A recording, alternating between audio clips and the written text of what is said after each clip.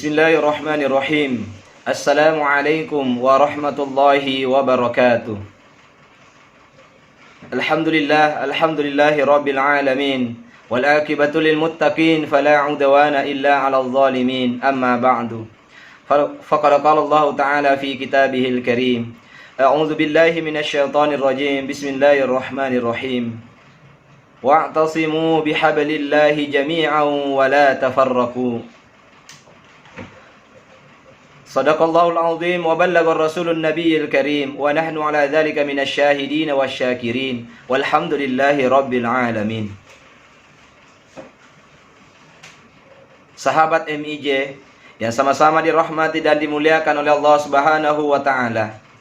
Insyaallah pada waktu yang penuh mubarakah ini saya akan mencoba untuk menyampaikan tentang pentingnya hidup berjamaah. Manusia ditakdirkan hidup sebagai makhluk sosial.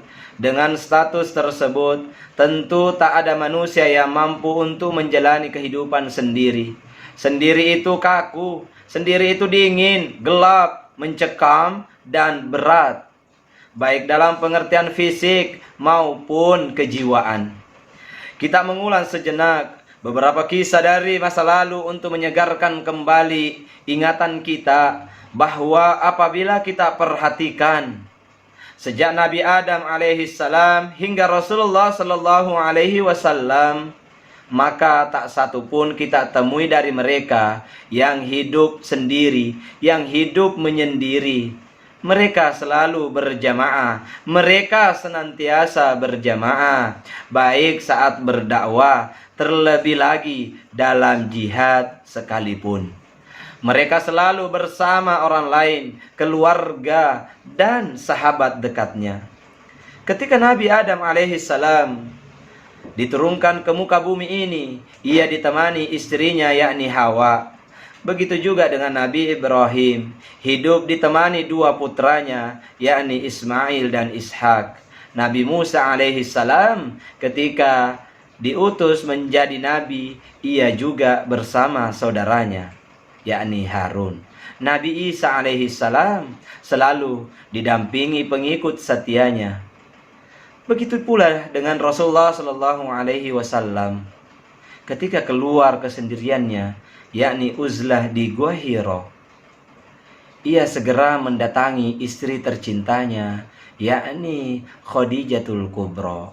Maka wajar bila Rasulullah sallallahu alaihi wasallam menyatakan bahwa berjamaah lebih baik daripada sendiri.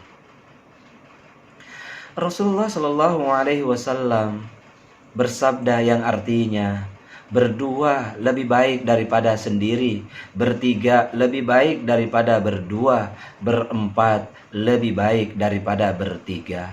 Maka hendaklah kalian tetap bersama berjamaah, karena sesungguhnya Allah tidak akan mengumpulkan umatku kecuali atas sebuah petunjuk atau hidayah. Diriwayatkan oleh Ahmad. Dalam sebuah kisah diceritakan, suatu ketika Amirul Mukminin Umar bin Khattab radhiyallahu anhu dalam salah satu isi khutbahnya pernah berkata, siapa di antara kalian menginginkan kenikmatan syurga, hendaklah ia senantiasa komitmen dengan jamaah. Hati siapa yang tidak tertarik? Manusia siapa yang tidak menginginkan kenikmatan syurga? Syurga adalah negeri kemuliaan yang abadi, negeri yang penuh dengan kenikmatan yang sempurna, yang tak ada celah sama sekali. Berbagai kenikmatan telah Allah persiapkan di sana. Dalam hadis qudsi, Allah berfirman, aku telah persiapkan untuk hamba-hambaku yang solih kenikmatan yang tak pernah dilihat oleh mata, tak pernah terdengar oleh telinga, dan tak pernah terbetik di hati manusia. Ini kenikmatan yang sangat luar biasa. Bahkan Allah Subhanahu wa taala mengingatkan kepada kita semua di dalam Al-Qur'an surah As-Sajdah, surah yang ke-32, ayat yang ke-17, halaman 416, pojok kiri bagian bawah atau 6 baris dari bawah. Apa kata Allah? A'udzu billahi minasy syaithanir rajim. Bismillahirrahmanirrahim. فلا تعلم نفس ما أخفي لهم من قرة أعين جزاء بما كانوا يعملون. Apa kata Allah? Tak seorang pun mengetahui berbagai nikmat yang menanti, yang indah dipandang sebagai balasan bagi mereka. As-Sajdah ayat yang ke-17. Begitu pentingnya hidup berjamaah, sampai-sampai Rasulullah Shallallahu Alaihi Wasallam tetap memerintahkan kaum muslimin untuk terus hidup berjamaah walau dalam keadaan bagaimanapun. Alaikum bil jamaah, berjamaahlah kalian, jangan pernah bercerai-berai, jangan berfirqah-firqah, jangan berpisah-pisah. Allah Subhanahu wa taala mengingatkan kepada kita semua di dalam Al-Qur'an surah Ali Imran, surah yang ketiga, juz yang keempat, ayat yang ke-103, halaman 63, pojok kanan bagian atas atau 2 ayat sebelumnya. Bahkan saudaraku sudah hafal di luar kepala. Apa kata Allah? A'udzu billahi minasy syaithanir rajim. Wa'tasimu bihablillahi jami'an wa la tafarraqu. Dan berpegang teguhlah kepada tali Allah Subhanahu wa taala dan jangan berfirqah-firqah. Saudaraku, dari ayat tersebut memberikan pembelajaran kepada kita semua, memberikan ibrah kepada kita semua, bahwasanya hendaklah kita selalu menjaga jamaah dalam kehidupan kita. Bahkan menurut Ibnu Mas'ud, yang dimaksud tali Allah dari ayat tersebut adalah al-jamaah.